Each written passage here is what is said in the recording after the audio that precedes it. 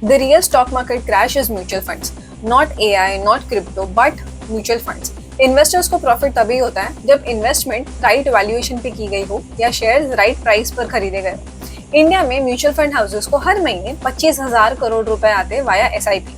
Mutual fund houses को ये पैसे किसी भी हाल में कंपनीज में इन्वेस्ट करने होते हैं because they want to chase returns.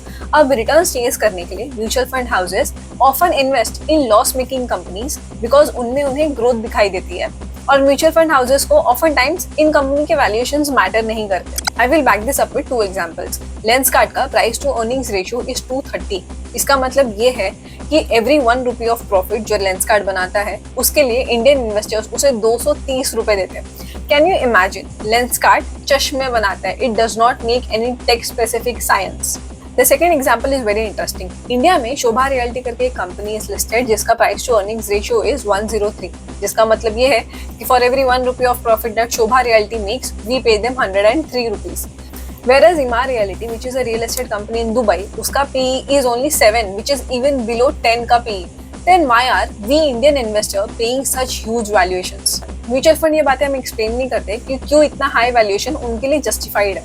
अगर अगली बार आप ये सुनते हैं कि किसी म्यूचुअल फंड हाउस ने किसी कंपनी में इन्वेस्ट किया है, then remember it is not always confidence in the company, sometimes it is just compulsion for investing the SIP money. Mutual funds के पास पूरा राइट है to deploy your money. Subscribe to the channel so that आपको पता चले कि उनका investment sense बनाता है या नहीं।